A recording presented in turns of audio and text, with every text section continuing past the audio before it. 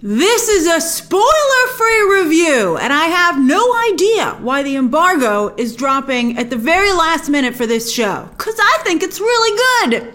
We'll see what the Rotten Tomatoes score and audience reaction ends up being. I don't think the trailers or posters did this show any favors, as they are awful, or at least mediocre, whereas I think this show is actually one of Netflix's best, certainly for our type of fandom. Because recently, Netflix had a great 1-2 punch with Stranger Things Season 4 and Umbrella Academy Season 3. And for one amazing week, the streamer's top 10 shows globally, that list was dominated by all 7 seasons of those 2 shows. It was really cool to see. And I had that fresh in my mind when I was watching these screeners. And while I don't think that The Sandman is the new Stranger Things, I do think it's certainly as good as Umbrella Academy. I was like, oh wow, Netflix has another one of these. Hopefully, we'll see. And it's shockingly comics accurate. I mean, of course, like any adaptation, it takes some liberties. Some of them, here and there, pretty darn big. But I think the changes make sense, both creatively and from a business perspective. Now, I must confess, I've never been a fan of the Sandman comics. I know, I just never got into them. But to prepare for this show, I downloaded the first volume of The Sandman on Comixology, where it was available at no extra cost to me, because I'm a member of Comixology Unlimited. And I read, let's say, the first act, and I thought it was so interesting and surprisingly good. I was like, oh, the covers for the Sandman comics don't make it at all seem like this is what the story is like. Again, bad advertising. And I was like, if the show is comics accurate, I don't want to have just read it and then rewatch the same story in the show, so let me start my screeners. And I'm really glad I made that decision because the show is so comics accurate. I would have been basically watching it twice in a row, and I think I really had a good time discovering it through this show. And also, it piqued my interest, before you feel bad for the comics, it piqued my interest in the Sandman comics, because, there's a lot more story there. This is just, hopefully, the beginning of this adaptation. To the point that while I was watching the show, in between episodes, and there are a couple episodes I didn't love. So during those episodes, I would Google the characters and the storylines that I was enjoying, and I would see that not only did the show continue to be comics accurate through Season 1, but it was planting the seeds for potential Season 2 stories and characters that are also drawn from the comics. So if you're a fan of the Sandman comics, I think you'll be very pleased, unless you're like a super purist. And then, it must be hard for you. All right. Also, unlike other streaming shows, Sandman Season 1 isn't a single arc, but instead it's 2 with a breather in between. Episodes 1 through 5 are one story. Fascinating, very dark. Episode 5, edge of my seat, riveting, so intense. I loved it so much. Episode 6 is the standalone, and it was so very sad for the beginning of it that I almost stopped watching. I was like, this is too sad. But I'm glad I didn't, because the second half was absolutely brilliant. And perhaps maybe my favorite story. I thought it was so good. Then episodes 7 through 10 are another story. And I felt 7 through 8, that's where the show got a little weak, especially because it was coming off of the end of 6, which again, I told you was maybe my favorite. And so 7 and 8, I think, just were missing the pizzazz of the episodes that came before it. It kind of felt like it lost its way a little bit. But then the Corinthian returned, and 9 and 10 were oh so good. So very good. And if you're a fan of the comics, you probably suspect what's depicted in those episodes. And you're right, and it's so good. And another thing that really helps this show is the cast. Now, while I found him infinitely uninteresting in the trailers, again, very poor trailers and posters for this show, on the show itself, Tom Sturridge actually makes for an excellent Dream/Morpheus. Although every time they said Morpheus, I was like, Morbius? And it reminded me of the movie and all that drama.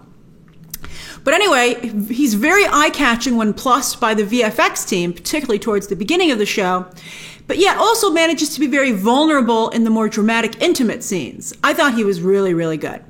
And Vivian Acheampong, I believe that's how you pronounce it, balances him very nicely as his number 2. I thought she was great. Boyd Holbrook is also extremely charismatic as the Corinthian, deliciously evil. David Thewlis really shines as John Dee. He's a great actor. He's pretty much one note, but he's really well cast here. He's fantastic. He has some incredible scenes. And it was great to see Sarah Niles, who I'm familiar with thanks to her joining Ted Lasso season 2. I know she works a lot in the UK. And I thought it was great to not only see her again, but in a very different type of story. I thought she was excellent.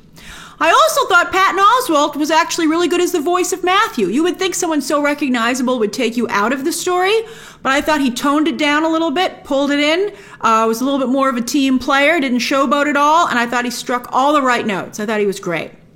I also think Kirby Howell-Baptiste does as much as she can with the role of Death, a very iconic role, very well known to Sandman fans, but in this show, her role is so small. And so I think, again, as I said, she did what she could with it.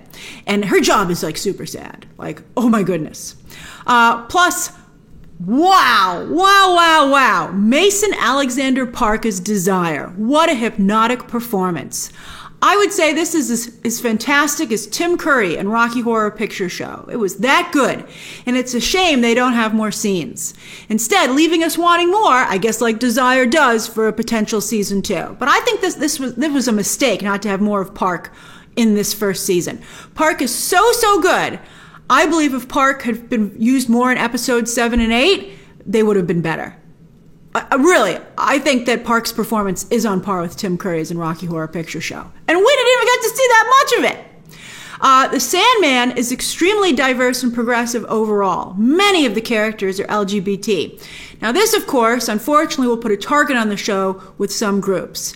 But it could also win the show a fierce, loyal fan base that will be very active on social media if they find the show. We'll see. Again, I think the advertising has been poor. Well, I also have to wonder how much of the influence of all this LGBT and the diversity came from Alan Heinberg, who himself is LGBT and helped adapt The Sandman for television along with David Goyer. I know, right, David Goyer. But David Goyer, he was doing really well for a while there, and I think this is very good.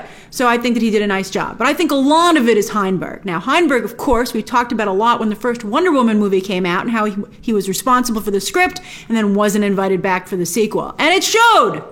But we also discuss him because he, of course, created the Young Avengers. And this version of the Sandman is very much like Young Avengers in terms of the vibe. And by the way, that means I think that they should get Kieran Gillen to work on season 2. Kieran Gillen took over Young Avengers from Heinberg in the comics, and then he's also written a lot of very good, very progressive comics. So, but yeah, I think Heinberg, you can see his fingerprints all over this, and I think it's great. Kaio Ra as Rose Walker is okay. I felt her storyline was a bit confusing and drawn out, but I'm also not sure if maybe the part of the reason it didn't work was because she doesn't have the same spark as a lot of the other cast members. I did like Eddie Karanja, though, as her younger brother Jed. He is adorable and a lot of fun. And Jenna Coleman was also only okay as Joanna Constantine, or Constantine, as we say here in the United States, or Constantine, as I say on the show. A gender-bent version of the classic DC character. But I only think it works if you change a character's ethnicity or gender if you still capture the spirit of the original character. And Coleman just didn't seem like John Constantine to me in any way. She was okay. But, thankfully she was in a very good episode. And Gwendolyn Christie as Lucifer. Very, very small role and not very many lines. Although it's great to see Christie get the chance to glam it up. Even if I found her curly bangs oddly and distractingly styled. I was like, do you see what they're doing on your forehead there? That's not a good look. But then again, she was in hell, so maybe that's why her hair looked bad. It's like, that's the catch. It was cool. She looked very much like a fallen angel. You were like, I get it. That's really neat. But at the same time, I was like, someone should fix your hair. Smaller roles I want to give a shout out to are John Cameron Mitchell, whose kindness really shines through here. He has played such an incredibly kind, wonderful individual.